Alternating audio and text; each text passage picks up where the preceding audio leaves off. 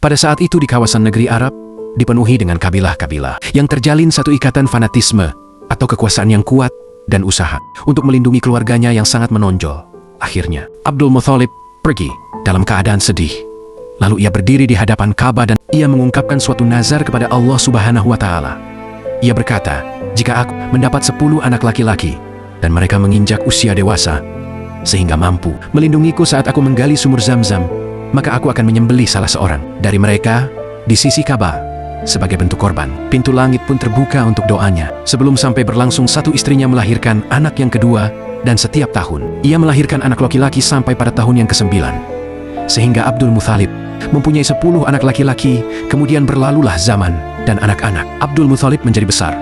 Abdul Muthalib akhirnya menjadi seorang yang memiliki kemampuan. Kemudian Abdul Muthalib berusaha melakukan rencananya yang diisyarat dalam mimpinya itu, yaitu siap untuk mengorbankan salah satu anaknya. Sebagai bentuk pelaksanaannya dari nazarnya, maka dilakukanlah undian atas 10 anaknya. Lalu keluarlah nama anaknya yang paling kecil, yaitu Abdullah.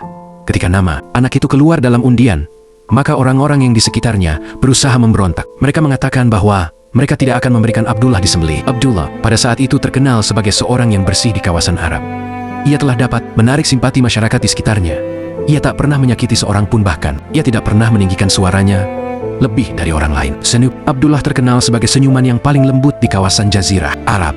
Muatan rohaninya demikian jernih dan hatinya yang mulia menyerupai sebuah kebun di tengah-tengah gurun, hati-hati yang keras.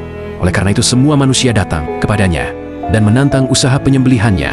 Para pembesar Quraisy berkata, "Lebih baik kami menyembelih anak-anak kami daripada ia harus disembelih, dan menjadikan anak-anak kami sebagai tebusan baginya.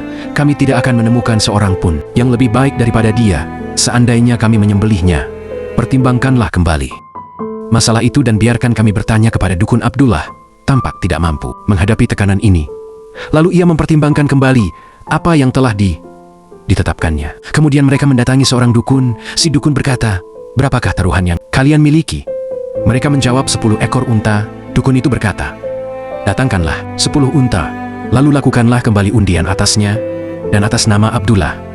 Jika undian datang padanya, maka tambahkanlah 10 unta lagi, lalu ulangilah terus undian tersebut demikian hingga tidak keluar lagi nama Abdullah. Kemudian dilakukanlah undian atas nama Abdullah dan atas 10 ekor unta yang besar.